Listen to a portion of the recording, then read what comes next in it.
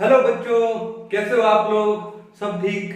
तो आज हम लोग क्लास 11 का एक बड़ा ही इंपॉर्टेंट चैप्टर जो कि है केमिकल बॉन्डिंग वो स्टार्ट करने वाले हैं। ये चैप्टर अगर आपको अच्छे से आ गया तो आपके क्लास 11 प्लस में क्लास 12 का इनऑर्गेनिक का मान लो 50% काम आपका हो गया। तो इस चैप्टर को बड़े ध्यान से पढ़ना है। नीट में लो या जेईई मेंस में लो, बहुत ज्यादा क्वेश्चन आते हैं। नीट में 3 से लेके 8 क्वेश्चन आते हैं, इसे एक सिंगल चैप्टर से। ठीक है, ओके। तो अच्छे से पढ़िए, अपनी अपनी नोटबुक ओपन कर लो, पहले समझो और उसके बाद नोट्स बनाना। ठीक है, ओके। चलो, तो क्या नाम है चैप्टर का? Chemical bonding. केमिकल बॉन्डिंग, ठीक है। तो देखो, अब केमिकल बॉन्डिंग है तो इसका मतलब क्या है? हम बॉन्ड्स के बारे में बात करेंगे, केमिकल बॉन्ड्स के बारे में बात करेंगे। तो बेसिकली दो टाइप के हमारे पास बॉन्ड्स होते हैं। कितने टाइप के बॉन्ड्स होते हैं? दो टाइप के बॉन्ड्स। ठीक है, तो मैं लिख देता हूं यहां पे टाइप ऑफ बॉन्ड्स। कितने टाइप के बॉन्ड है? दो। जो पहला टाइप का बॉन्ड है इसको हम लोग क्या बोलते हैं? इसे हम लोग बोलते हैं क्या? Inter atomic bonds. क्या बोलते हैं? इंटर एटॉमिक, या फिर इसका एक नाम और भी है, इसे हम लोग बोलते हैं क्या? Intra molecular bonds. क्या बोलते हैं? इंटर एटॉमिक या फिर इंट्रा मॉलिक्यूलर बॉन्ड्स। और जो दूसरा टाइप का जो बॉन्ड है उनको हम लोग क्या बोलते हैं? हम उनको बोलते हैं क्या? Inter molecular bonds. Inter molecular bonds. तो मैं आपको एक एक करके इनके बारे में डिटेल में बताता हूं कि एक्चुअली ये है क्या। अब देखो ध्यान से, एक एग्जांपल लेते हैं। एग्जांपल क्या है कि जैसे मान लो मैंने लिया क्या? HCl। मैंने क्या लिया? हाइड्रोक्लोरिक एसिड लिया। क्या लिया? HCl। HCl में देखो हाइड्रोजन और क्लोरीन के बीच में एक बॉन्ड है जिसको हम लोग बोलते हैं कोवलेंट बॉन्ड। आपने शायद क्लास 9 या 10 में पढ़ा होगा कोवलेंट बॉन्ड के बारे में। A bond which is formed by mutual sharing of electrons. Mutual sharing का मतलब एक सिंगल बॉन्ड में कितने इलेक्ट्रॉन होते हैं? 2। तो इसका मतलब कि एक इलेक्ट्रॉन तो ये हाइड्रोजन का है और एक इलेक्ट्रॉन ये क्लोरीन का है। तो उन्होंने एक एक इलेक्ट्रॉन को शेयर कर लिया, इसे बोलते हैं म्यूचुअल शेयरिंग। जैसे मान लो हम लोग दो दोस्त लोग हैं, रेस्टोरेंट में खाना खाने जा रहे हैं, खाना खाने गए और हमारा बिल मान लो आया 500 रुपए। तो 250 रुपए मैंने पे कर दिया, 250 रुपए मेरे दोस्त ने पे कर दिया। तो उसको हम लोग क्या बोलते हैं? Mutual sharing. तो उससे जो बॉन्ड बनता है उसको हम लोग क्या बोलते हैं? Covalent bond. ठीक है, अब देखो यहां पर ये जो बॉन्ड है ये किसके बीच में है? इस हाइड्रोजन एटम और इस क्लोरीन एटम के बीच में। ठीक है, जब कोई बॉन्ड किन्हीं दो एटम के बीच में हो तो उसको हम लोग क्या बोलते हैं? Inter atomic. इंटर का मतलब क्या होता है? Between to different atoms. Between two atoms. अब वो जो दो एटम है वो सेम मॉलिक्यूल के भी हो सकते हैं, है ना? और सेम मॉलिक्यूल के ही हैं। जैसे ये HCl पूरा का पूरा क्या है? मॉलिक्यूल है। और इस मॉलिक्यूल के दो जो एटम्स हैं उनके बीच में जो बॉन्ड है, इसलिए हम उसको क्या बोलते हैं? Inter atomic bond. इंटर का मतलब समझ गए? Between two. Between two. अब देखो ध्यान से, मान लो कि दो नेशन के बीच में मैच हो रहा है। मान लो इंडिया और पाकिस्तान का मैच हो रहा है, अपना फेवरेट। ठीक है ना? तो दो, इंडिया क्या है? नेशन, पाकिस्तान भी नेशन। जब दो नेशन के बीच में मैच होता है तो उसे हम लोग क्या बोलते हैं? International match. International match. Inter का मतलब क्या होगा? Between two. अब यहां पर दो एटम्स के बीच में बॉन्ड है, दो एटम्स के बीच में, तो क्या बोलेंगे? Inter atomic bond. क्लियर है? दूसरी बात, इसको हम लोग इंट्रा मॉलिक्यूलर बोलते हैं। कैसे? कि ये पूरा का पूरा क्या है? एक मॉलिक्यूल। जब एक ही मॉलिक्यूल के दो एटम के बीच में हो, यानी विद इन द मॉलिक्यूल ये बॉन्ड फॉर्म हो रहा है। जब with in the molecule form होता है तो उसको हम लोग क्या बोलते हैं? Intra molecular. जैसे मान लो आईपीएल मैच की बात करो। अब आईपीएल में वो जो टीम्स है अपने इंडिया की, जैसे मान लो आरसीबी हुआ, मुंबई इंडियंस हुआ हमारी फेवरेट, उसके बाद मान लो दिल्ली ड्रैगन्स हुआ या राजस्थान की टीम हुई। तो यहां पर क्या है कि नेशन तो एक ही है, इंडिया। और उस एक नेशन इंडिया के विद इन द जो स्टेट्स हैं उनके बीच में क्या हो रहा है? मैच हो रहा है। तो with in the nation match हो रहा है तो उसको हम लोग क्या बोलते हैं? इंट्रानेशनल। क्या बोलते हैं? इंट्रानेशनल। यानी जो आईपीएल मैचेस हैं दे आर इंट्रानेशनल मैच। और वो जो T20 जो वर्ल्ड कप वाला जो होता है वो क्या होता है, इंटरनेशनल मैच होता है। तो यहां पर विद इन द मॉलिक्यूल, ये एक एसिल एक मॉलिक्यूल है और इस मॉलिक्यूल के दो एटम्स के बीच में यानी with in the molecule bond form हुआ, इसलिए हमने क्या बोला, इंट्रा मॉलिक्यूलर बॉन्ड। कहानी समझ आ गई? यानी एक एक वर्ड का मीनिंग है यहां पे। तो एक टाइप का जो बॉन्ड है उसको हम लोग क्या बोलते हैं, इंटर एटॉमिक बॉन्ड या फिर इंट्रा मॉलिक्यूलर बॉन्ड। अब दूसरा बॉन्ड आता है क्या, इंटर मॉलिक्यूलर। अब इंटर का मतलब क्या होता है, बिटवीन टू। अब between two what, molecules. Example लेते हैं, जैसे मान लो एक HCl मॉलिक्यूल है और एक दूसरा HCl मॉलिक्यूल है, ठीक है। अब ये दो मॉलिक्यूल हो गए। अब ये दो मॉलिक्यूल है वो सेम कंपाउंड के भी हो सकते हैं और डिफरेंट कंपाउंड के भी हो सकते हैं। जैसे मान लो ये जो सेम कंपाउंड के दो मॉलिक्यूल है, अब इन मॉलिक्यूल में जैसे मान लो HCl में due to the electronegative difference hydrogen पे डेल्टा पॉजिटिव, ये डेल्टा नेगेटिव आता है। सर ये कैसे आया, मैं भी थोड़ी देर में बताऊंगा आपको, ठीक है। यहां पर ये डेल्टा पॉजिटिव, ये डेल्टा नेगेटिव आया, ठीक है। अब देखो ये डेल्टा पॉजिटिव, ये delta negative, two opposite pole बन गए। अब दो अपोजिट पोल होने से इनके बीच में क्या होगा, अट्रैक्शन होगा। और इस बॉन्ड को हम लोग कैसे शो करते हैं, एक डॉटेड लाइन से शो करते हैं। किससे शो करते हैं, डॉटेड लाइन से। क्लियर है? तो ये जो बॉन्ड है ये दो मॉलिक्यूल्स के बीच में है। ये भी एक मॉलिक्यूल है, ये भी एक मॉलिक्यूल है। ये भी क्या है, एक मॉलिक्यूल, और ये भी क्या है, एक मॉलिक्यूल। ये बॉन्ड बिटवीन टू मॉलिक्यूल्स है, तो इस बॉन्ड को हम लोग क्या बोलेंगे, इंटरमॉलिक्यूलर बॉन्ड बोलेंगे। क्या बोलेंगे, इंटरमॉलिक्यूलर बॉन्ड। आई होप आपको इंट्रामॉलिक्यूलर एंड इंटरमॉलिक्यूलर में डिफरेंस पता लग गया। अब एक बात देखो कि जो इंट्रामॉलिक्यूलर बॉन्ड है ये बॉन्ड स्ट्रॉन्ग होते हैं। ये बॉन्ड क्या होता है, स्ट्रॉन्ग। इनका जो बॉन्ड एनर्जी है या फिर बोलते हैं बॉन्ड डिसोसिएशन एनर्जी। अब ये बॉन्ड डिसोसिएशन एनर्जी का मतलब क्या है कि किसी पर्टिकुलर बॉन्ड को डिसोशिएट करने के लिए, तोड़ने के लिए, कितना, 1 मोल ऑफ द बॉन्ड को तोड़ने के लिए हमको जो एनर्जी देनी पड़ेगी उसे हम लोग क्या बोलते हैं, बॉन्ड डिसोसिएशन एनर्जी, या फिर उसको हम लोग बॉन्ड एनर्जी भी बोलते हैं।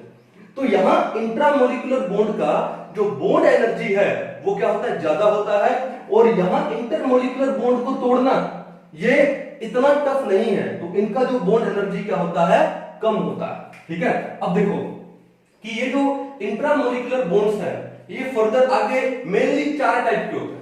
कितने टाइप के होते हैं, 4 टाइप के। अब वो 4 टाइप कौन कौन से हैं, तो देखो नंबर 1 हम बोलते हैं उसको कौन सा, आयोनिक बॉन्ड।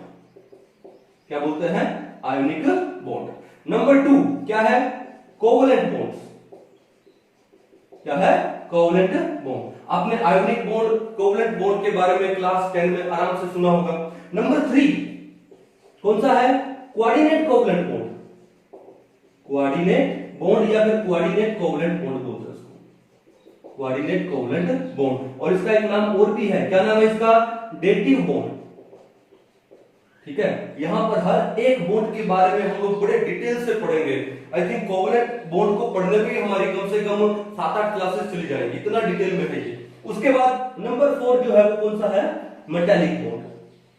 नंबर 4 कौन सा है, मेटालिक बॉन्ड। तो बेसिकली हमारे पास ये जो इंट्रामॉलिक्यूलर बॉन्ड्स होते हैं वो 4 टाइप के बॉन्ड है, ionic bond, covalent bond, coordinate covalent bond या फिर डेटिव बॉन्ड, और नेक्स्ट कौन सा है, मेटालिक बॉन्ड। ये मैंने बोला बेसिकली 4 टाइप के।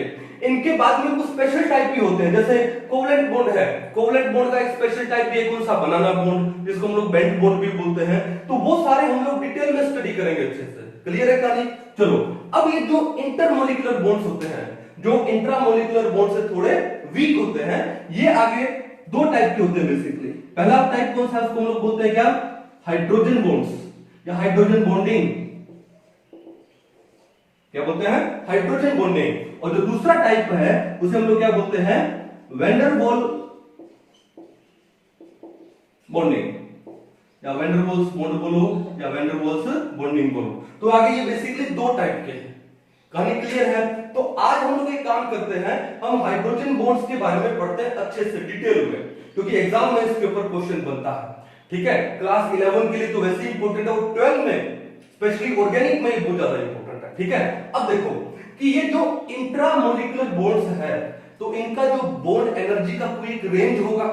ठीक है। अब वो रेंज में ये नहीं बोल रहा हूं कि ये फिक्स रेंज में आपको बता रहा हूं। ठीक है। फ्लक्चुएट करती है वो रेंज, लेकिन एक ऑन एन एवरेज इसका एक रेंज है। ठीक है। सिमिलरली इंटरमोलिकुलर बॉन्ड्स का भी एक रेंज है। तो मैं आपको बता दूं कि मेनली हम लोग बोलते हैं कि जो इंट्रामोलिकुलर बॉन्ड्स का जो बॉन्ड एनर्जी है वो 100 किलो जूल पर मोल से ज्यादा होता है, ठीक है। मैं कहां पे लिखूं यहां पे कि जो बॉन्ड एनर्जी है Be, it is greater than 100 kilojoule per mole. कितना? 100 किलो जूल पर मोल। जैसे मैं आपको बता दूं कि ये जो कोवलेंट बॉन्ड है, कोवलेंट बॉन्ड का जो बॉन्ड एनर्जी है वो 130 से 1100 किलो जूल पर मोल के बीच में आता है। नॉर्मली 130 से 1100 किलो जूल पर मोल के बीच में बॉन्ड एनर्जी होती है किसकी? कोवलेंट बॉन्ड की। मैं फिर से कह रहा हूं कि फिक्स नहीं है, this range fluctuates, but basically ये रेंज है हमारे पास। अब आयोनिक बॉन्ड है, आयोनिक बॉन्ड का जो बॉन्ड एनर्जी है वो 1100 से 20,000 किलो जूल पर मोल के बीच में। तो आपको बॉन्ड एनर्जी से पता लग गया होगा कि स्ट्रॉन्ग बॉन्ड किसका होता है? आयोनिक बॉन्ड बहुत ज्यादा स्ट्रॉन्ग होता है। Mainly ionic bond and covalent bond दोनों ही किसके अंदर आते हैं?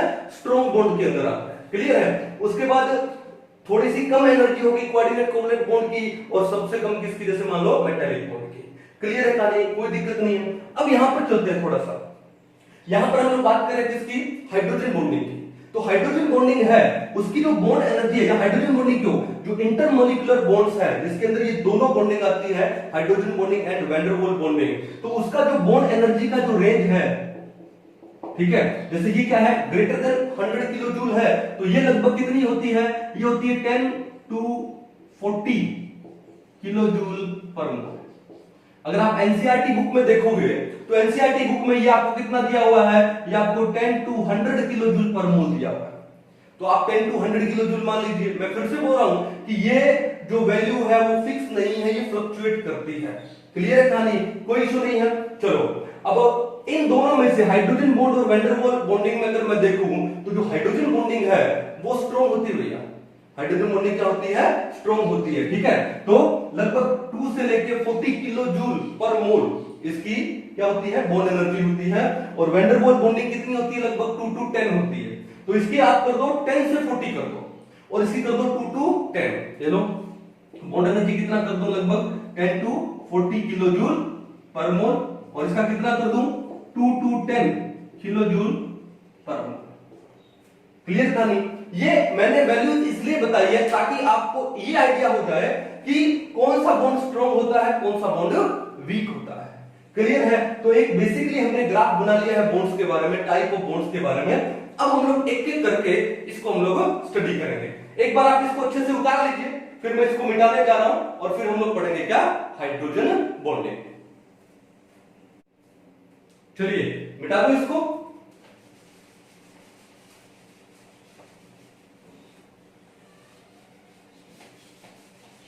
तो सबसे पहले क्या पढ़ेंगे हम लोग? हाइड्रोजन बॉन्डिंग के बारे में। तो हाइड्रोजन बॉन्डिंग के बारे में पढ़ने से पहले कुछ एक बेसिक हमको इंफॉर्मेशन होनी चाहिए, और वो बेसिक इंफॉर्मेशन क्या है? मैं एक टर्म यहां पर डिस्कस करने वाला हूं, क्या? इलेक्ट्रोनेगेटिविटी। हालांकि जो टर्म है वो आपके चैप्टर नंबर 3 में है, पीरियोडिक क्लासिफिकेशन में है, डिटेल में है, ओके। और हम जो केमिकल बॉन्डिंग पढ़ रहे हैं वो चैप्टर नंबर कौन सा है? 4 है। तो जब ये पीरियोडिक क्लासिफिकेशन पढ़ेंगे मैं आपको बिल्कुल डिटेल में बताऊंगा, लेकिन आज मैं थोड़ा सा ब्रीफ में बता रहा हूं, ओके। और बड़ा इंपॉर्टेंट बता रहा हूं ट्रिक के साथ। किसके साथ में? ट्रिक के साथ। मैंने आपको बोला ना, हार्ड वर्क के साथ में स्मार्ट वर्क बहुत जरूरी है कंपटीशन में, ठीक है। तो देखो, तो ये इलेक्ट्रोनेगेटिविटी, इसको हम लोग रिप्रेजेंट करते हैं, सिंबल क्या है इसका? काई। इसको एक्स नहीं पढ़ना है, इसको क्या पढ़ना है? काई, ठीक है, ओके। CHI, चाइना में जिसको ची बोलते हैं, ची, ठीक है ना, ओके। वैसे क्या है इंग्लिश में? काई बोलते हैं इसको, है ना। चलो, अब बात ये है कि इलेक्ट्रोनेगेटिविटी का मतलब क्या है? इलेक्ट्रोनेगेटिविटी का क्या मतलब है? तो देखो ध्यान से कि मान लो हमारे पास दो एलिमेंट्स थे AB, हमारे पास दो एलिमेंट्स थे क्या? AB। अब इसके पास भी एक इलेक्ट्रॉन है और इसके पास भी एक इलेक्ट्रॉन, ठीक है। अब दोनों को अपना बैलेंस फुल करना है, दोनों को क्या करना है? बैलेंस फुल करना है। तो क्या करेंगे? दोनों क्या करेंगे? अपना एक एक इलेक्ट्रॉन शेयर कर लेंगे, और शेयर करके क्या बना लेंगे? बॉन्ड बना लेंगे, ठीक है। तो कौन सा बॉन्ड बनेगा? Covalent bond. तो कोवलेंट बॉन्ड क्या होता है? A bond which is formed by mutual sharing of electron. Mutual यानी एक इलेक्ट्रॉन इस एटम ने दिया, एक इसने दिया, तो दोनों ने शेयर कर लिया और ये क्या बन गया? बॉन्ड बन गया। एक्चुअली हम इस बॉन्ड को, जो कोवलेंट बॉन्ड को हम लोग एक लाइन के द्वारा शो करता है। कैसे शो करता है? एक लाइन से शो करता है। क्लियर है? ओके। एक्चुअल में कोई लाइन है नहीं, बट हम लोग रिप्रेजेंट करते हैं कोवलेंट बॉन्ड को एक लाइन से। अब देखो ध्यान से, कहने का मतलब क्या था कि ये जो इलेक्ट्रॉन था ए का, वो ए के न्यूक्लियस के अराउंड क्या कर रहा था? रिवॉल्व कर रहा था पहले, और बी का इलेक्ट्रॉन बी के न्यूक्लियस के अराउंड रिवॉल्व कर रहा था। अब जैसे ही इन्होंने अपना एक एक इलेक्ट्रॉन शेयर किया, तो ये ए का इलेक्ट्रॉन ए के न्यूक्लियस के अराउंड तो रिवॉल्व करेगा ही करेगा, अब ये बी के न्यूक्लियस के अराउंड भी रिवॉल्व करेगा। समझ गए कहानी? और जो बी का इलेक्ट्रॉन था, जो पहले बी के न्यूक्लियस के अराउंड रिवॉल्व कर रहा था, अब वो ए के न्यूक्लियस के अराउंड भी क्या करेगा? रिवॉल्व करेगा। तो क्या हो गया? म्यूचुअल शेयरिंग हो गया किसका? इलेक्ट्रॉन्स का। और कौन सा बॉन्ड फॉर्म हो गया? Covalent bond. कहानी समझ आ गई? अब देखो होगा क्या कि दोबारा से लिखता हूं, ए बी, एक एक इलेक्ट्रॉन, ठीक है। अब है क्या कि ये ए का इलेक्ट्रॉन ए के न्यूक्लियस के अराउंड तो रिवॉल्व कर ही रहा था, बी के न्यूक्लियस के अराउंड भी रिवॉल्व कर रहा है। अब ए और बी में मान लो कि इन दोनों में से किसी एक का पावर इलेक्ट्रॉन को रिटेन करने का ज्यादा है, एक का पावर इलेक्ट्रॉन को अपने टुवर्ड्स पुल करने का, खींचने का ज्यादा है, ठीक है। तो क्या काम करेगा कि मान लो बी का जो पावर है टू पुल द इलेक्ट्रॉन्स, वो क्या है? ज्यादा है देन ए से।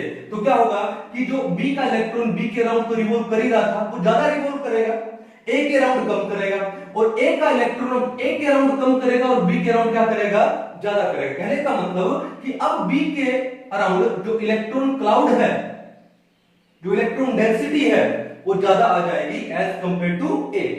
क्लियर है?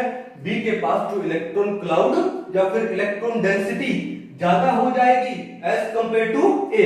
अब इससे रिजल्ट क्या निकलेगा? इससे रिजल्ट ये निकलेगा कि जो बी है, it will acquire a slight negative charge. Negative क्यों? क्योंकि इलेक्ट्रॉन डेंसिटी बढ़ गई ना, इलेक्ट्रॉन पे चार्ज क्या है? नेगेटिव चार्ज है। तो बी पे कौन सा चार्ज लगा दिया हमने? Delta negative.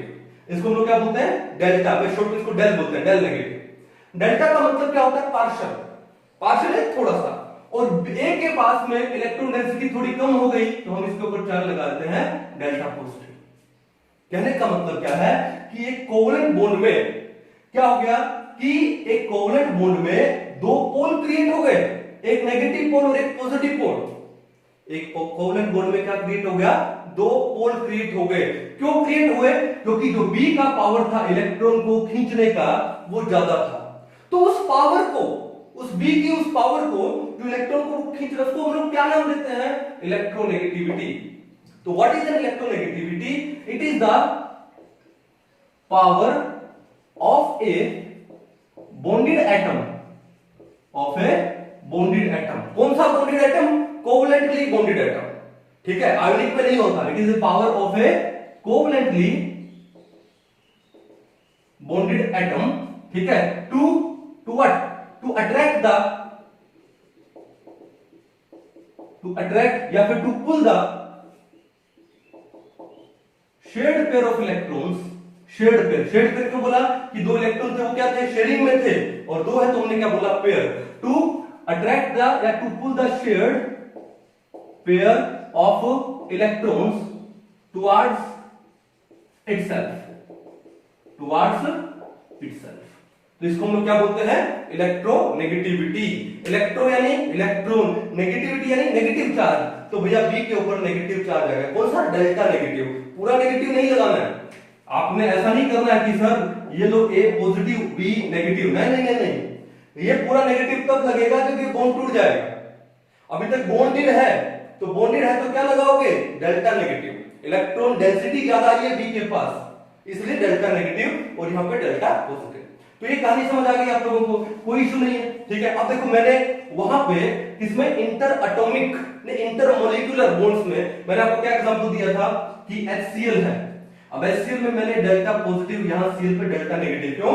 क्योंकि जो क्लोरीन है उसका इलेक्ट्रोनेगेटिविटी हाइड्रोजन से ज्यादा होता है, इसलिए इसके ऊपर मैंने डेल्टा नेगेटिव लगा दिया और यहाँ पे डेल्टा पॉजिटिव लगा दिया। ठीक है, ये देखो दूसरा ऐसे लिया, डेल्टा नेगेटिव डेल्टा पॉजिटिव। अब देखो दो अपोजिट पोल है, हालांकि पार्शियल चार्ज है लेकिन है तो सही।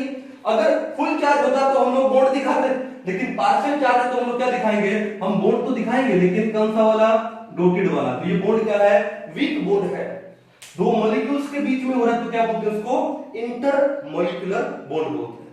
क्या बोलते हैं, इंटरमॉलिक्यूलर बॉन्ड। ये कहानी क्लियर आ गई। सिमिलरली देखो HF हो गया, डेल नेगेटिव डेल पॉजिटिव, दूसरा HF है डेल नेगेटिव डेल पॉजिटिव, इनके बीच में जो बॉन्ड होगा क्या बोलेंगे, वो भी कौन सा है, इंटरमॉलिक्यूलर बॉन्ड है। अब बात ये है कि पीरियोडिक टेबल में बहुत सारे एलिमेंट है, 118 एलिमेंट्स वी नो, ठीक है। अब 118 एलिमेंट्स में द मोस्ट इलेक्ट्रोनेगेटिव एलिमेंट कौन है, फ्लोरीन।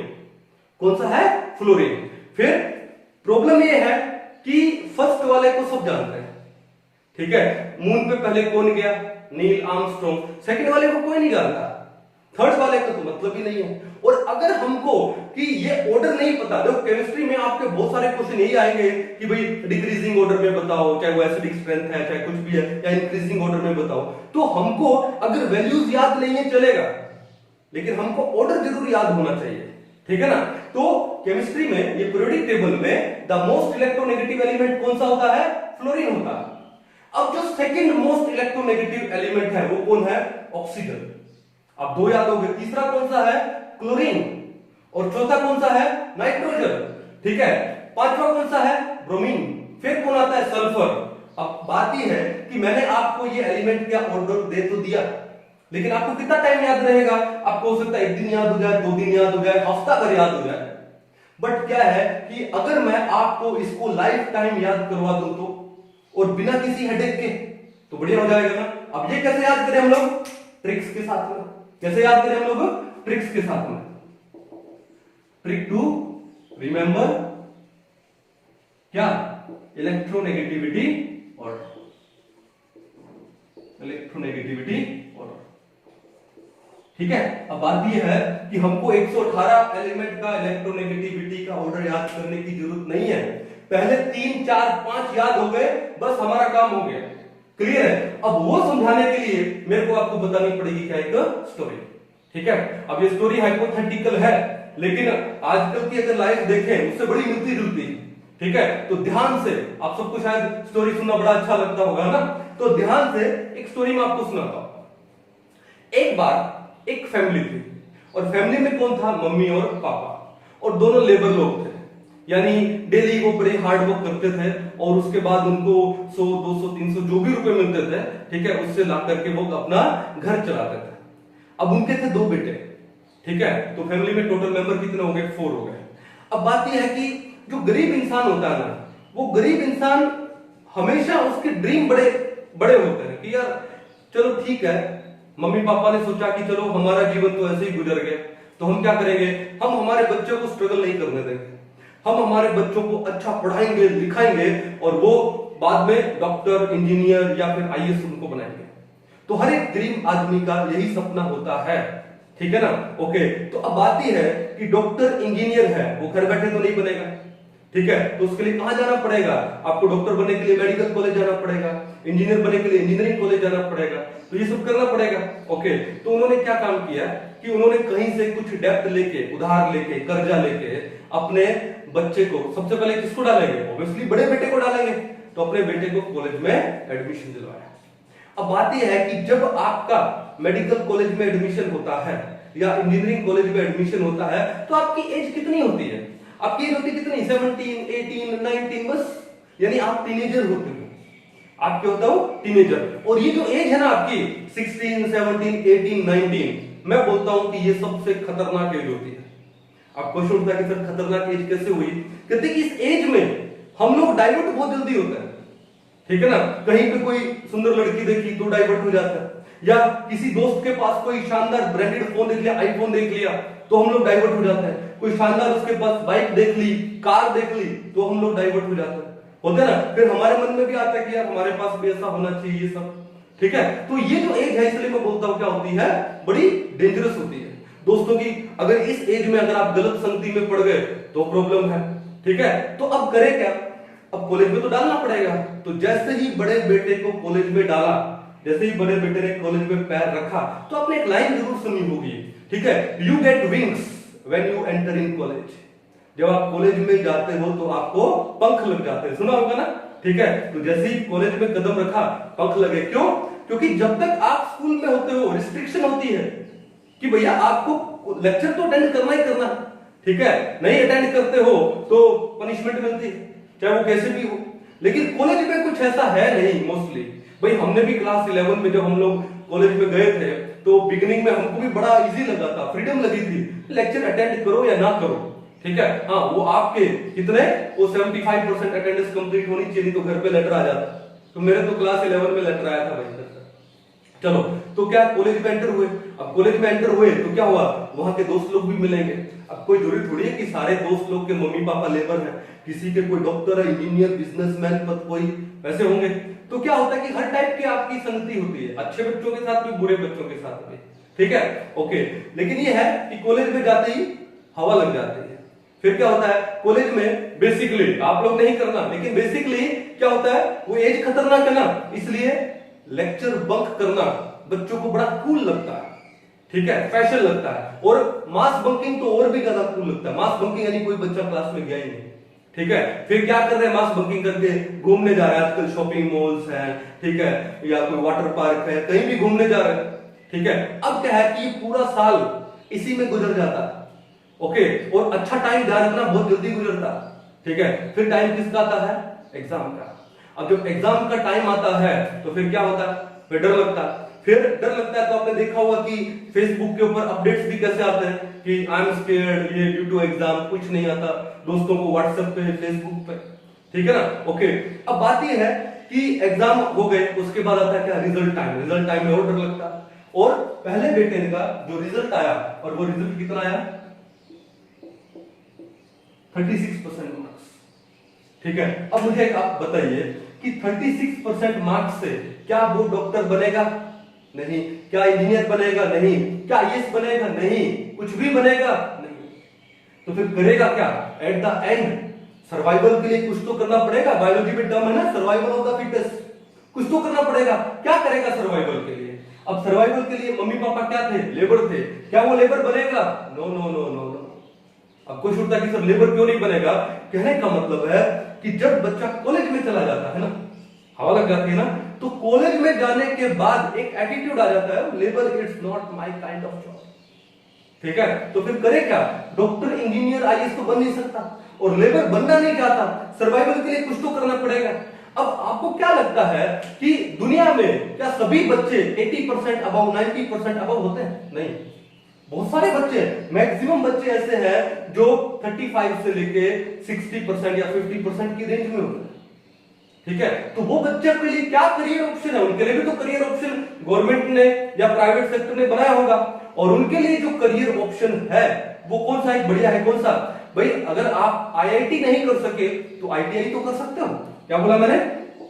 आईटीआई, या फिर पॉलिटेक्निक कॉलेजेस में। अब पॉलिटेक्निक कॉलेजेस का मतलब क्या, पॉली यानी ज्यादा, टेक्निक आप जानते हो कि जहां पर आपको कुछ एक टेक्निक सिखाई जाती है, वहां पे डिग्री नहीं मिलता, वहां पे डिप्लोमा मिलता है। जैसे मान लो इलेक्ट्रीशियन का 1 साल या 2 साल का डिप्लोमा हो गया, फिर आप इलेक्ट्रीशियन बन गए, ठीक है। या फिर डीजल मैकेनिक बन गए, जैसे गैरेज के अंदर, ठीक है, ओके। तो काफी सारे यहाँ पे ऑप्शन है, और उनमें एक ऑप्शन वो भी है, कौन सा? क्या? प्लम्बर जानते हो ना, कि जो बाथरूम में पाइप वगैरह फिट करते हैं, ठीक है, प्लम्बर। तो क्या हुआ, 36% मार्क्स थे, आईआईटी मिला नहीं, तो क्या किया, आईटीआई, और आईटीआई करने के बाद बड़ा बेटा क्या बन गया, प्लम्बर। अब प्लम्बर को मैं शॉर्ट में क्या लिख दूं, पीबी। क्या लिख दूं? पीबी। क्लियर है? अब माँ बाप के सपने तो धुल गए, ठीक है। अब क्या करे वो, लेकिन गरीब आदमी है, उम्मीद नहीं छोड़ता। अब माँ बाप की उम्मीद किसके ऊपर आएगी, छोटे बेटे के ऊपर। किसके ऊपर? छोटे बेटे। अब छोटा बेटा भी तो घर बैठे डॉक्टर, इंजीनियर नहीं बनेगा, कहां जाना पड़ेगा, कॉलेज में, कहीं से, फिर कहीं से डेब्ट लिया, कर्जा लिया, और छोटे बेटे को कहां भेजा, कॉलेज में। फिर कॉलेज में पैर रखते ही, क्योंकि एज तो खतरनाक है ना, टीनेजर है, कॉलेज में पैर रखते क्या लग गई, हवा लग जाती है। अब हवा लगने के बाद मास बंकिंग, ठीक है, फिर होता ना सेल्फी खींचते, फेसबुक पे स्टेटस डालते हैं, today we bunk this class, ये वो, ठीक है। अच्छा टाइम कब गुजर जाता है पता नहीं लगता। फिर क्या आता है, एग्जाम टाइम, डर लगता है, फिर आता रिजल्ट टाइम, और डर लगता है। तो छोटे बेटे का भी रिजल्ट आया एंड ही ऑब्टेन्ड 35% मार्क्स। अब क्वेश्चन उठता है कि सर 35% मार्क्स, तो 35% में क्या वो डॉक्टर बनेगा? मतलब नहीं। इंजीनियर, आईएएस नहीं, तो क्या वो लेबर बनेगा? आप बताइए। नहीं, क्यों? Attitude problem. क्या? Labour is not my kind of job. क्यों? कॉलेज में गया। तो फिर क्या ऑप्शन है? आईटीआई। अब आईटीआई में बहुत सारे ऑप्शन है। तो बड़ा भाई क्या बना? प्लम्बर। छोटा भाई भी क्या बन गया? प्लम्बर। छोटा भाई भी क्या बना? प्लम्बर। बड़ा भाई बना फर्स्ट प्लम्बर, तो छोटा भाई कौन बना? Second plumber. अब घर में अगर दो बच्चे होते हैं तो लाडला कौन होता है? छोटे वाला लाडला होता है ना? तो हमको फोकस करना है किसके ऊपर? छोटे वाले के ऊपर। पहले वाला क्या बना? प्लम्बर। कौन सा? First plumber. पहले वाला बना क्या? First plumber. और सेकंड वाला क्या बना? Second plumber. ठीक है। अब देखो ध्यान से, अब इस कहानी से मैं आपसे क्वेश्चन पूछ रहा हूं कि छोटे वाला, we have to focus on the younger one, छोटे वाले। तो ये प्लम्बर क्यों बना? अब आप लोग जवाब दो कि ये प्लम्बर क्यों बना। ठीक है, कि क्या बड़ा भाई प्लम्बर बना इसलिए? नहीं। कल को इसके 90% एंड अबव आते तो प्लम्बर बनता क्या? नहीं। तो इसको प्लम्बर क्यों बनना पड़ा? क्योंकि उसके मार्क्स अच्छे नहीं थे। उसके मार्क्स अच्छे नहीं थे, यानी मैं बोल दूं कि घटिया नंबर्स, क्या? नंबर्स, घटिया नंबर। तो देखो बात यह है कि पंजाबी में जो चीज घटिया होती है, जैसे मुझे पंजाबी भी आते हैं, मैं राजस्थान से हूं, मारवाड़ी तो चलो है ही ब्लड में। ठीक है। उसके बाद पंजाबी लिखना, क्योंकि हम लोग हरियाणा में हमारा स्टडी हुआ है, तो हमारे पास एक सब्जेक्ट था, थर्ड सब्जेक्ट कौन सा? पंजाबी। ओके, तो वो तो आती है। और कुछ एक लैंग्वेज थोड़ा थोड़ा मराठी, थोड़ा कोंकणी, थोड़ा एसमीज, तो थोड़ा मिक्सचर आता। तो पंजाबी में जो चीज घटिया होती है उसको बोलते हैं फोकल। क्या बोलते हैं? फोकल। जैसे फिजिक्स में आपने फोकल लेंथ पढ़ा होगा, FOCAL, फोकल लेंथ। मैं बोल रहा हूं इसको क्या? फोकल, अड़। ठीक है। तो पंजाबी में जो चीज घटिया होती है उसको लोग क्या बोलते हैं? फोकल। जैसे मान लो कोई आदमी घटिया है, तो क्या बोलते हैं? ए बंदा फोकड़ा बंदा है। ठीक है। एक कुड़ी फोकड़ी है, तो फोकल यानी बकवास नंबर। तो अब बताओ ये सेकंड प्लम्बर क्यों बना? क्योंकि इसके नंबर्स घटिया थे। पंजाबी में घटिया क्या बोलते हैं? फोकल। तो मैंने एक टर्म जोड़ दी भैया यहां से। क्या टर्म जोड़ी? देखो ध्यान से, क्या जोड़ी? फोकल। देखो व्हाट्सएप का टाइम आजकल, ठीक है, शॉर्ट फॉर्म यूज करते हैं। गुड नाइट को भी हम लोग पूरा GWD लिखना तो भूल ही गए। क्या लिखते हैं? GUD, NITE, है ना? या फिर शॉर्ट में GM। स्वीट ड्रीम्स हो तो क्या? SWT, DRMS, या फिर और भी शॉर्ट में क्या? SD। खत्म। तो आजकल शॉर्ट का टाइम है। पहले के टाइम में कलर लिखते थे COLOUR, आजकल COLOR। खत्म। ठीक है। तो व्हाट्सएप का टाइम है, शॉर्ट टर्म हम लोग यूज करते हैं। तो क्या लिख रहा हूं मैं? फोकल। देखो क्या लिखा मैंने? Focal, FOCL, focal. क्या थे? Focal numbers, focal numbers, NBRS। तो छोटे वाले के जो नंबर्स थे वो क्या थे? फोकल थे, तभी वो क्या बना? Second plumber. तो मैंने एक लाइन जोड़ी, क्या? Focal numbers second plumber. Second, SEC, second plumber.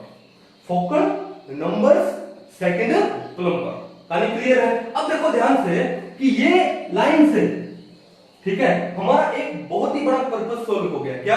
कि सबसे ज्यादा जो इलेक्ट्रोनेगेटिविटी होती है पीरियोडिक टेबल में किसकी होती है? फ्लोरीन की होती है भैया। देखो मैं अभी कॉन्सेप्ट में नहीं गया हूं, क्योंकि कॉन्सेप्ट में जो वो चैप्टर आएगा पीरियोडिक क्लासिफिकेशन तब जाएंगे।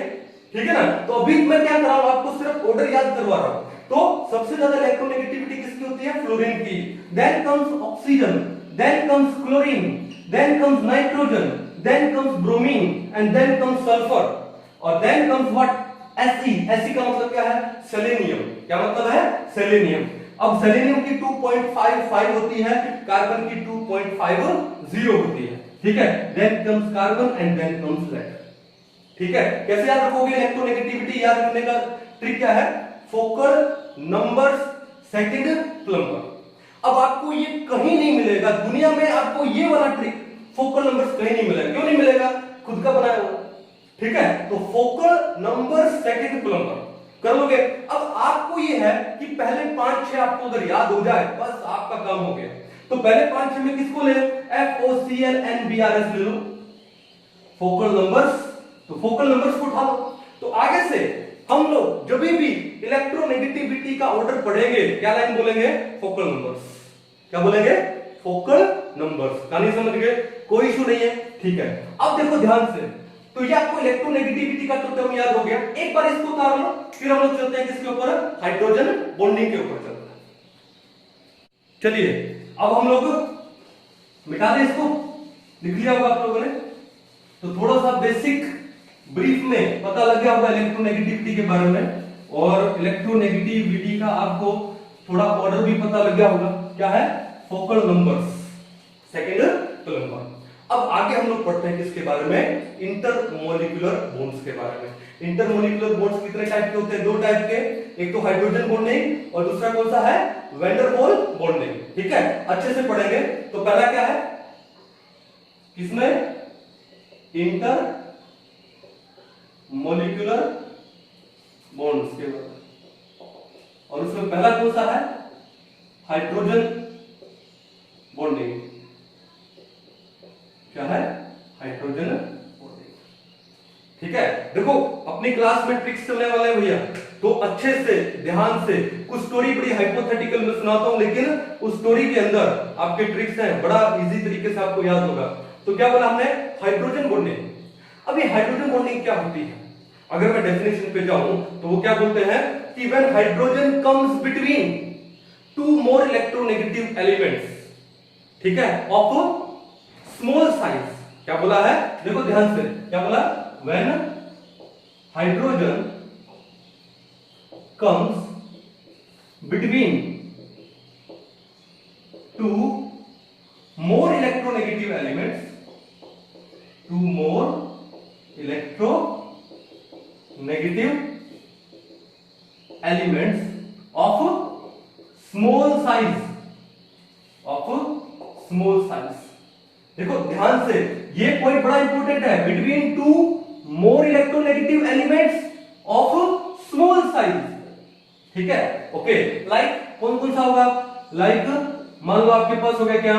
ऑक्सीजन, ठीक है, फ्लोरीन, नाइट्रोजन एक्सेट्रा। ठीक है, मैं आपको एक एग्जांपल देता हूं। फॉर एग्जांपल मान लो आपके पास एक मॉलिक्यूल है क्या? HF। आपके पास कौन सा मॉलिक्यूल है? HF। अब हमको पता है फ्लोरीन का इलेक्ट्रोनेगेटिविटी ज्यादा होता है, पीरियोडिक टेबल में सबसे ज्यादा है, तो it will acquire a delta negative charge and hydrogen will acquire a delta positive charge. And I take the another HF molecule. मैं एक बार बड़ा सिंपल वे में ले रहा हूं, बाद में डिटेल में हम डिस्कस भी करेंगे स्ट्रक्चर को। तो अब होगा क्या कि देखो इस फ्लोरीन पे डेल्टा नेगेटिव है, इस हाइड्रोजन पे डेल्टा पॉजिटिव है, अपोजिट चार्जेस है, अनलाइक चार्जेस है, तो क्या होगा? अट्रैक्शन होगा। अट्रैक्शन होने से उनके बीच में हमने क्या बना दिया? एक डॉटेड बॉन्ड बना दिया। अब ये जो बॉन्ड है, इस बॉन्ड को हम लोग क्या बोलेंगे? हाइड्रोजन बॉन्ड बोलेंगे। इस बॉन्ड को हम लोग क्या बोलेंगे? H bond. क्यों? आपने देखा कि जो ये हाइड्रोजन है, ये दो फ्लोरीन के बीच में आ रहा है, तो डेफिनेशन क्या थी? When hydrogen comes between two more electronegative elements। अब जो दो more electronegative elements हैं वो सेम भी हो सकते हैं, ठीक है, सेम एलिमेंट के, या वो डिफरेंट के भी। जैसे मान लो यहाँ F हो गया, या फिर यहाँ F यहाँ पर O हो गया, यहाँ F यहाँ पर N हो गया, ठीक है ना। सिमिलरली यहाँ पर N यहाँ पर O हो गया, यहाँ पर N यहाँ N यहाँ O यहाँ O हो गया। कहानी समझ गया ना? ठीक है, तो ये बॉन्ड है, उसको हम लोग क्या बोलेंगे? हाइड्रोजन बॉन्ड बोलेंगे। ठीक है, अब बात ये है, हमारे पास है HCl, delta positive delta negative, दूसरा HCl, delta positive delta negative. अब यहां पर भी क्या है? इलेक्ट्रोनेगेटिविटी डिफरेंस है, डाइपोल बना है, तो क्या होगा? इनके बीच में भी बॉन्ड बनेगा डॉटेड वाला। तो क्या इस बॉन्ड को हम हाइड्रोजन बॉन्ड बोलेंगे? नहीं बोलेंगे। अब क्वेश्चन उठता है क्यों नहीं बोलेंगे सर? क्लोरीन का तो इलेक्ट्रोनेगेटिविटी है। अभी आपने ट्रिक बताया, क्या बताया? फोकल नंबर्स बताया कि नहीं बताया? बताया ना।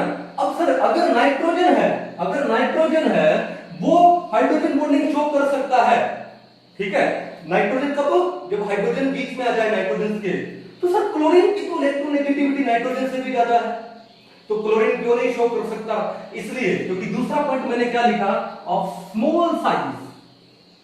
अब बात यह है कि जो फ्लोरीन है उसका अगर हम लोग इलेक्ट्रॉनिक कॉन्फ़िगरेशन देखें तो कितनी होती है? 2 7 होती है, कितनी होती है 27। ओके, ऑक्सीजन का कितना है 26 है, लेकिन क्लोरीन कितना है भैया 287। अब देखो साइज बड़ा हो गया ना इसका, क्या हो गया साइज बड़ा हो गया। उसके बाद नाइट्रोजन कितना है 25, फिर ब्रोमीन तो क्लोरीन के बाद में भी 2887 हो गया, और सल्फर भी आगे साइज बड़ा हो गया, क्या हो गया 286 हो गया।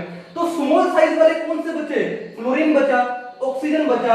अब इसका साइज बड़ा हो गया क्योंकि एक शेल और एंटर कर गया था, ठीक है। तो इसको क्लोरीन को नहीं लेंगे, नाइट्रोजन को लेंगे, ब्रोमीन को नहीं लेंगे, क्यों 2887 हो जाएगा, इसको नहीं लेंगे, साइज और भी बड़ा है। सल्फर को 286, इसको भी नहीं लेंगे, साइज बड़ा है। तो किसको लिया FON।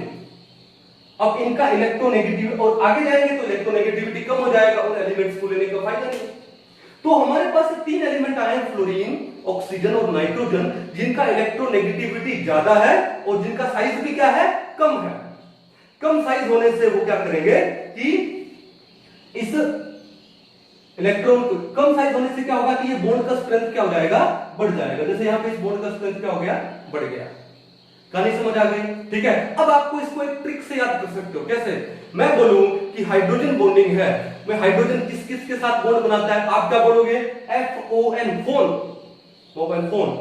अब फोन की स्पेलिंग तो PHON ही होती है, ठीक है। मैंने क्या बोला, व्हाट्सएप का टाइम है, शॉर्ट टाइम है, ट्रिक टाइम है, तो क्या लिख सकते हो FON, फोन। तो आगे से कभी मैं बोलूं कि हाइड्रोजन बॉन्डिंग में हाइड्रोजन किस किस के साथ बॉन्ड बनाता है, क्या याद रखोगे फोन, क्या याद रखोगे फोन। इलेक्ट्रोनेगेटिविटी का ऑर्डर क्या है, फोकल नंबर्स सेकंड क्रम, मैंने क्या याद रखोगे फोकल नंबर्स। अब क्लोरीन का इलेक्ट्रोनेगेटिविटी नाइट्रोजन से भी ज्यादा है, लेकिन क्लोरीन हाइड्रोजन बॉन्डिंग क्यों नहीं बना रहा है, इसलिए नहीं बना रहा है क्योंकि उसका साइज बड़ा है। एक स्पेशल केस है क्लोरल हाइड्रेट, वहां पर क्लोरीन के साथ भी हाइड्रोजन बॉन्डिंग होती है, लेकिन वो क्यों होती है, उसके लिए क्या क्या कंडीशन है, वो हम लोग बाद में डिटेल में स्टडी करेंगे। तो फिलहाल के लिए मान के चलो हाइड्रोजन बॉन्डिंग में हाइड्रोजन किस किस के साथ बॉन्ड बनाता है, फोन, FON। समझ आओगे, कोई इशू नहीं है, ठीक है। मिटा दो इसको। ओके, तो ये जो बॉन्डिंग है, ये वाली HF और HF मॉलिक्यूल के बीच में, इसको मैं हाइड्रोजन बॉन्डिंग बोलूंगा, लेकिन ये HCl और HCl के बीच में है, इसे मैं हाइड्रोजन बॉन्डिंग नहीं बोलूंगा। कहानी समझ गए ना। ओके, चलो अब थोड़ा सा आगे चलते हैं कि ये जो हाइड्रोजन बॉन्डिंग है, ये हाइड्रोजन बॉन्डिंग भी आगे दो टाइप की होती है, ठीक है। ये भी आगे टाइप्स ऑफ हाइड्रोजन बॉन्डिंग, ठीक है। ये भी आगे कितने टाइप की होती है, दो टाइप की होती है। जो पहला टाइप है, जो फर्स्ट टाइप है A, उसको हम लोग क्या बोलते हैं, उसे हम लोग बोलते हैं क्या इंट्रामोलिक्यूलर, या पहले मैं इंटरमोलिक्यूलर बता दूं, पहले वाले क्या बोले इंटर मोलिक्यूलर हाइड्रोजन बॉन्डिंग। पहले वाली क्या हुई इंटरमोलिक्यूलर हाइड्रोजन बॉन्डिंग हुई, और जो दूसरा टाइप हुआ उसको हम लोग क्या बोलते हैं intramolecular hydrogen bonding. Simple. तो हाइड्रोजन बॉन्डिंग कितने टाइप की है, दो। कौन कौन सी, intermolecular hydrogen bonding and intramolecular hydrogen bonding, ठीक है। एक एक करके हम इनको डिटेल में समझते हैं कि ये क्या है, ठीक है। ओके, चलो अब सबसे पहले मैं किसको ले लूं, यहां पर मैं यहां पे सबसे पहले ले लूं किसको, इंटरमोलिक्यूलर हाइड्रोजन बॉन्डिंग को ले लूं। अब बात देखो कि इंटर का मतलब तो जान गए होंगे आप, बिटवीन टू डिफरेंट और सेम टाइप ऑफ मॉलिक्यूल्स, ठीक है। उनके बीच में अगर हाइड्रोजन बॉन्डिंग हो जाती है तो क्या होगा, इंटरमोलिक्यूलर हाइड्रोजन बॉन्डिंग होगा। फॉर एग्जांपल अभी आपको बताया HF HF। अब देखो दो अलग अलग मॉलिक्यूल है ना ऑफ सेम कंपाउंड, ये दो सेम कंपाउंड के या फिर डिफरेंट के भी हो सकते हैं, ठीक है। अब यहां पर ये डेल्टा पॉजिटिव, ये delta negative, delta positive, delta positive, delta negative. अब यहां पर ये जो बॉन्ड होगा इसे हम लोग क्या बोलेंगे इंटरमोलिक्यूलर। क्यों, दो मॉलिक्यूल्स के बीच में हाइड्रोजन बॉन्डिंग हुई है। देखो हाइड्रोजन आया ना बिटवीन टू डिफरेंट एटम्स, कौन से FON, फ्लोरीन के बीच में आ गया, लेकिन मॉलिक्यूल क्या है, दो अलग अलग मॉलिक्यूल हैं, ठीक है, उसका सेम कंपाउंड। तो वहां पर ये जो बॉन्डिंग हुई इसको हम लोग क्या बोलेंगे इंटरमोलिक्यूलर हाइड्रोजन बॉन्डिंग बोलेंगे, ठीक है। दूसरा एग्जांपल ले लो, जैसे मान लो HOH, क्या है ये वाटर, क्या है वाटर। अब ये हाइड्रोजन क्या हो गया डेल्टा पॉजिटिव, ये ऑक्सीजन क्या हो गया डेल्टा नेगेटिव, ठीक है। अब दूसरा HOH delta positive delta negative, तो ये भी क्या है delta positive delta negative delta. अब इसको डेल्टा नेगेटिव क्यों लिखूं, डेल्टा टू नेगेटिव लिखूं, क्योंकि दो H पॉजिटिव लगे हैं साथ में डेल्टा वाले, तो डेल्टा टू नेगेटिव हो गया। इसको भी क्या लिख देंगे डेल्टा टू नेगेटिव, ये भी क्या हो जाएगा डेल्टा टू नेगेटिव। अब देखो यहां पर क्या है कि ये H के ऊपर डेल्टा पॉजिटिव और O के ऊपर डेल्टा टू नेगेटिव है, तो अपोजिट चार्जेस हैं, तो क्या इनके बीच में हाइड्रोजन बॉन्डिंग नहीं होगी। देखो हाइड्रोजन है, दो ऑक्सीजन के बीच में आया कि नहीं आया, FON ऑक्सीजन आया ना, सेम यहां पर ये कहानी हो जाएगी, सेम ये आगे किसी से, ये यहां पर किसी से, तो ये कौन सी हुई, अलग अलग मॉलिक्यूल है, अलग अलग वाटर मॉलिक्यूल्स हैं, तो इसे हम लोग क्या बोलेंगे inter molecular hydrogen bonding. Clear है। और एग्जांपल लेते हैं, जैसे मान लो अमोनिया, जैसे मान लो N के साथ में क्या दे दूं मैं, जैसे H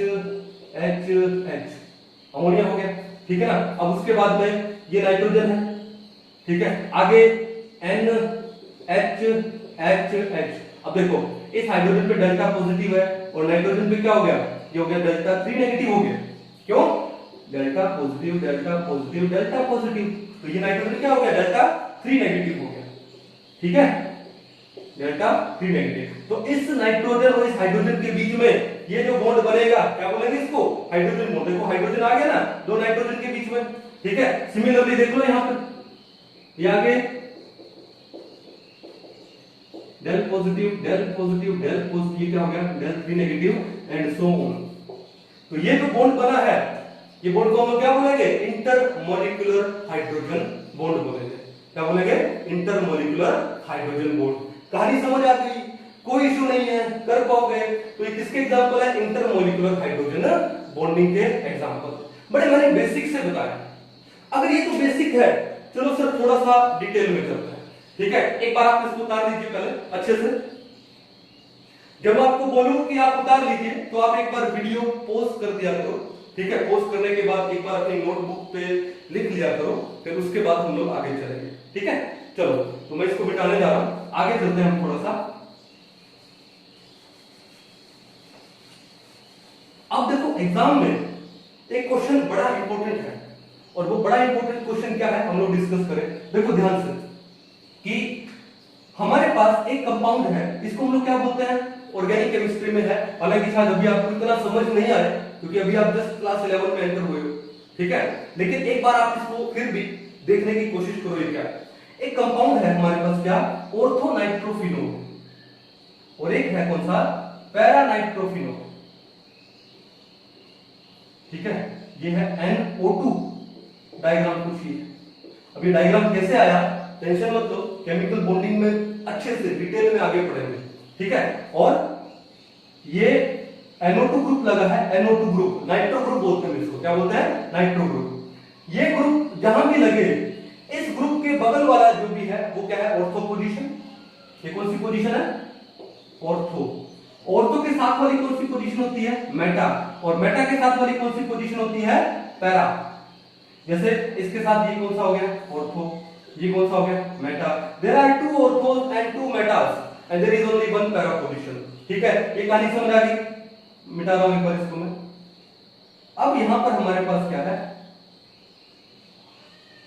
अब ये पैरा पोजीशन पे हमारे पास क्या लगा है OH लगा है, तो ये इसको हम लोग बोलते हैं बेंजीन। आपने कहीं ना कहीं बेंजीन का नाम सुना होगा, और बेंजीन के साथ में अगर OH लग जाए हम उसको बोलते हैं फिनोल। क्या बोलते हैं फिनोल, जिसका कॉमन नेम है कार्बोलिक एसिड। क्या कॉमन नेम है कार्बोलिक एसिड। और पैरा पोजीशन पे क्या लग गया, देखो इसके कंपेरेटिव ये ऑर्थो मेटा पैरा, पैरा पे लग गया नाइट्रो, तो इसका नाम क्या हो गया कि पैरा नाइट्रोफिनोल। क्या नाम है इसका पैरा नाइट्रोफिनोल। ये बात समझ आ गई। अब बात यह है कि मैं एक पैरा नाइट्रोफिनोल और ले लेता हूं, मैंने एक मॉलिक्यूल है पैरा नाइट्रोफिनोल का और ले लिया, O और O के साथ में H, और यहां पे N डबल बॉन्ड O, और ये क्लियर है। अब देखो ध्यान से क्या ये O और H के बीच में बॉन्ड है, और H के बीच में क्या है बॉन्ड है। अब oxygen is more electronegative than hydrogen, तो इसका मतलब इस हाइड्रोजन पे डेल्टा पॉजिटिव आ जाएगा, यहां पे डेल्टा नेगेटिव आ जाएगा। Similarly oxygen is more electronegative than nitrogen. कैसे फोकल नंबर्स, तो फोकल नंबर से पहले कौन आ रहा है ऑक्सीजन आ रहा है, तो यहां पर ऑक्सीजन के ऊपर चार्ज कौन सा आ जाएगा, डेल्टा नेगेटिव आ जाएगा। अब बताओ कि क्या यहां पर बॉन्डिंग होगा कि नहीं होगा, होगा ना। देखा आपने हाइड्रोजन किसके बीच में आ रहा है, दो मोर इलेक्ट्रोनेगेटिव एलिमेंट, जैसे यहां पर तो दोनों के दोनों ऑक्सीजन है उनके बीच में आ रहा है, तो कौन सा बॉन्डिंग होगा, इंटरमोलिकुलर, दो अलग अलग मॉलिक्यूल है, इंटरमोलिकुलर हाइड्रोजन बॉन्डिंग होगा। कौन सा बॉन्डिंग होगा, इंटरमोलिकुलर हाइड्रोजन बॉन्डिंग। कहानी समझ आ रही है, ठीक है। इसी तरह इसका H का किसी दूसरे नाइट्रो के O के साथ, इसके नाइट्रो का O किसी H के साथ, तो ऐसे करके ये मॉलिक्यूल्स आपस में क्या हो जाएंगे, इंटरमोलिकुलर हाइड्रोजन बॉन्डिंग से अटैच हो जाएंगे। अब बात ये है कि सर इंटरमोलिकुलर हाइड्रोजन बॉन्डिंग से फर्क क्या पड़ता है, तो फर्क भाई ये पड़ता है कि जब आप इस पैरानाइट्रोफिनोल को गर्म करोगे, तो गर्म करने से क्या होता है कि जो मॉलिक्यूल्स है वो वेपराइज होते हैं, और वेपराइज यानी गैसियस फॉर्म में, और गैसियस फॉर्म में मॉलिक्यूल्स हमेशा सिंगल होते हैं। क्या होते हैं, सिंगल। अब सिंगल तो तब हो पाएंगे ना जब उनके बीच का ये बॉन्ड टूटेगा। अब हमने तो इनके बीच में क्या कर दिया, बॉन्ड कर दिया। इसका मतलब इन मॉलिक्यूल्स को सिंगल करने के लिए हमको टेम्परेचर क्या करना पड़ेगा, बढ़ाना पड़ेगा। टेम्परेचर क्या करना पड़ेगा, बढ़ाना पड़ेगा। और जब टेम्परेचर बढ़ जाएगा इसका मतलब इनका बॉइलिंग पॉइंट वो बढ़ जाएगा। तो इंटरमोलिकुलर हाइड्रोजन बॉन्डिंग से जो बॉइलिंग पॉइंट है वो क्या हो जाता है, इंक्रीज हो जाता है। क्या हो जाता है, इंक्रीज। दूसरी बात, जब मॉलिक्यूल आपस में क्या हो गए, अटैच हो गए, तो उनका जो डेंसिटी है वो भी बढ़ जाएगा। तो बॉइलिंग पॉइंट इंक्रीज होता है, डेंसिटी इंक्रीज होता है, और उनका जो विस्कोसिटी है, विस्कोसिटी भी इंक्रीज होता है। विस्कोसिटी वो भी क्या होगा, इंक्रीज होगा।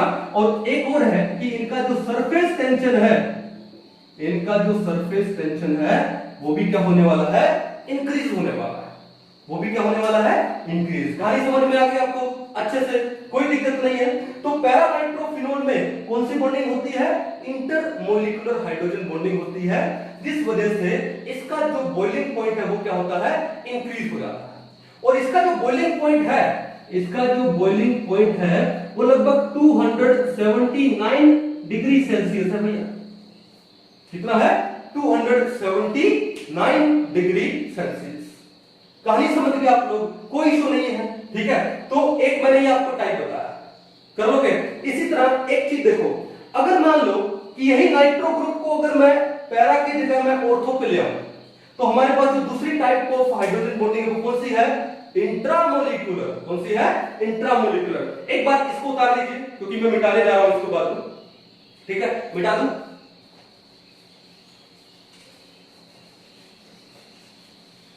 देखो ध्यान से,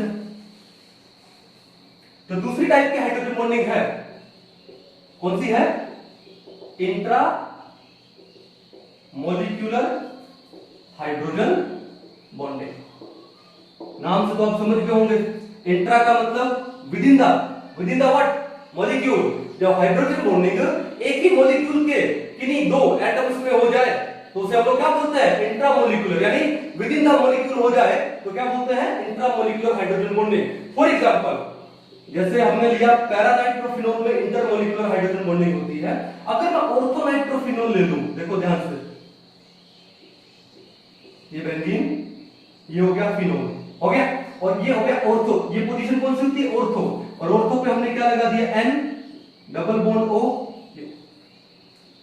ठीक है। क्या नाम है इसका, इसका नाम है ऑर्थो नाइट्रोफिनोल। क्लियर है। अब देखो ध्यान से कि अब यहां पर ये H क्या है, डेल्टा पॉजिटिव, और ये O क्या है, ये डेल्टा नेगेटिव। ये क्या है, डेल्टा नेगेटिव। अब देखो यहां पर डिस्टेंस बड़ा कम है, तो ये जो हाइड्रोजन और ये ऑक्सीजन है, दोनों के ऊपर क्या है, अपोजिट चार्ज है, तो दोनों के बीच में एक हल्का सा बॉन्ड बन जाएगा, पार्शियल बॉन्ड बन जाएगा। कौन सा बॉन्ड है, हाइड्रोजन। और देखा कि हाइड्रोजन किसके बीच में आ गया, दो ऑक्सीजन के बीच में आ गया। लेकिन एक ही मॉलिक्यूल में दो एलिमेंट्स के बीच में हुआ, तो उसे हम लोग क्या बोलेंगे, इंट्रामोलिकुलर हाइड्रोजन बॉन्डिंग बोलेंगे। कहानी क्लियर है, कोई इशू नहीं है। तो ऑर्थोनाइट्रोफिनोल में क्या होती है, इंट्रामोलिकुलर हाइड्रोजन बॉन्डिंग होती है। अब इंट्रामोलिकुलर हाइड्रोजन बॉन्डिंग से बॉइलिंग पॉइंट बढ़ने वाला नहीं है। क्यों नहीं बढ़ने वाला, देखो ध्यान से, मैंने बोला जब हम इसको गर्म करते हैं तो गर्म करने से क्या होगा, ये वेपराइज होगा, यानी गैसीय स्टेट में जाएगा। और गैस में मॉलिक्यूल्स क्या होते हैं? सिंगल। अरे ये ऑलरेडी सिंगल है भाई, किसी और के साथ थोड़ी कनेक्टेड है कि हमको वो बॉन्ड तोड़ना पड़े, आपस में बॉन्ड है तो होने दो। तो इसलिए इसका जो बॉइलिंग पॉइंट है, इसका जो बॉइलिंग पॉइंट है वो 213 से लगभग शायद 219 डिग्री सेल्सियस के बीच में होता है। So the boiling point of orthonitrophenol is less than paranitrophenol. Why? Due to the presence of intermolecular hydrogen bonding in paranitrophenol, which increases the boiling point. अब एग्जाम में एक क्वेश्चन आता है, एक क्वेश्चन आया भी था, which among the following is steam volatile? Steam volatile का मतलब क्या है कि उसको गर्म करोगे तो वो क्या हो जाएगा? जल्दी से वेपराइज हो जाएगा। और उसके अंदर एक ऑप्शन था क्या? ऑर्थो नाइट्रोफिनोल, और एक ऑप्शन था कौन सा? पैरानाइट्रोफिनोल, और दो ऑप्शन कोई और थे। तो वोलेटाइल कौन होगा? जिसका बॉइलिंग पॉइंट कम होगा। अब ऑर्थो और पैरानाइट्रोफिनोल में किसका बॉइलिंग पॉइंट कम है? ऑर्थोनाइट्रोफिनोल का बॉइलिंग पॉइंट कम है। तो आंसर क्या था वहां पे? ऑर्थोनाइट्रोफिनोल। व्हाई? क्योंकि पैरानाइट्रोफिनोल में तो इंटरमॉलिक्यूलर हाइड्रोजन बॉन्डिंग होती है जो कि बॉइलिंग पॉइंट को इंक्रीज कर देती है।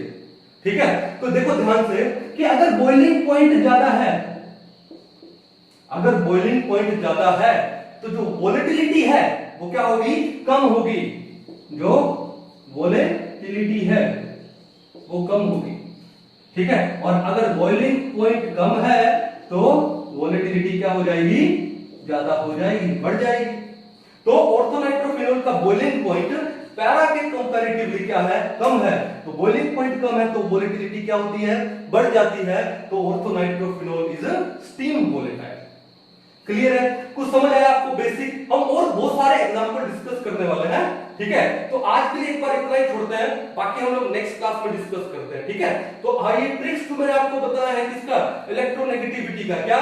फोकल नंबर्स, सेकंड प्लम्बर, अच्छे से याद रखिएगा। और हाइड्रोजन बॉन्डिंग में हाइड्रोजन किसके साथ बॉन्ड बनाता है?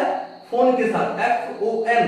ऑफ इलेक्ट्रोनेगेटिविटी ज्यादा होनी चाहिए एलिमेंट्स का, ऑफ क्या बोलते हैं? When hydrogen comes between two more electronegative elements of small size, size कम होना चाहिए। ठीक है, और किसका होता है? FON का होता है।